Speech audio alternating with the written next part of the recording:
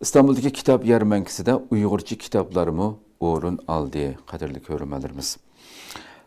Türkiye Dini İşler Başkarması İdaresi tarafından her yili o'rinlashtirilib kelayotgan shu ulug' Ramazan oyida o'rinlashtirildi bu faaliyet. Nayeti ma'nilik güzel bir faaliyet. Bu yıllık Ramazan yarmankasi, yani bu yıl 43. qitimligiga qadam qo'ygan bu yarmanka 27 fevral Cuma namazından keyin echilish murosimi bilan boshlandi.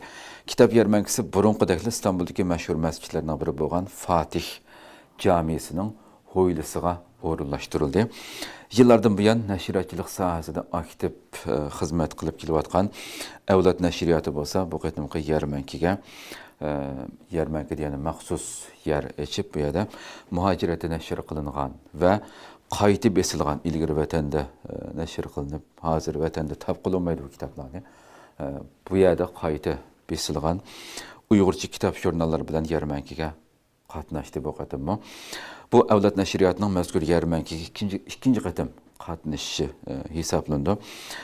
Bu yillik yarmanka, qadrli ko'ruvchilarimiz, 27 fevraldan 17 martgacha her günü Fatih Camisi hovlisida saat 10:20dan kech saat 23gacha, kech saat 11gacha davomlashadi.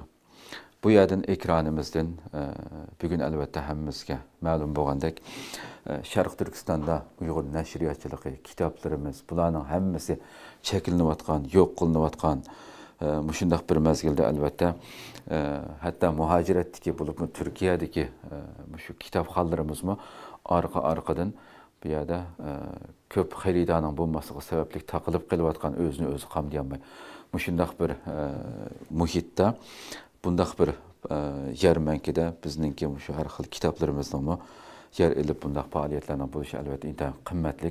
Shuning uchun bu ulug' Ramazonda İstanbul'da bo'lgan xalqimizni ballarını elib iftar qilish Fatih Camisi'dek bir güzel bir mübarek camide şu yerda iftarlık qilishdan burun berib, müşani ko'rib, kitaplarni setib elib bu güzel muhitdan farzandlarimizni hem özümüz hem farzandlarimiz bu güzel muhitdan foydalanishi kerak deb qaraymiz, chaqirimiz. Hem bu qarindoshlarimizni ham har xil jihatdan qo'llagan bo'lamiz bir tarafdan.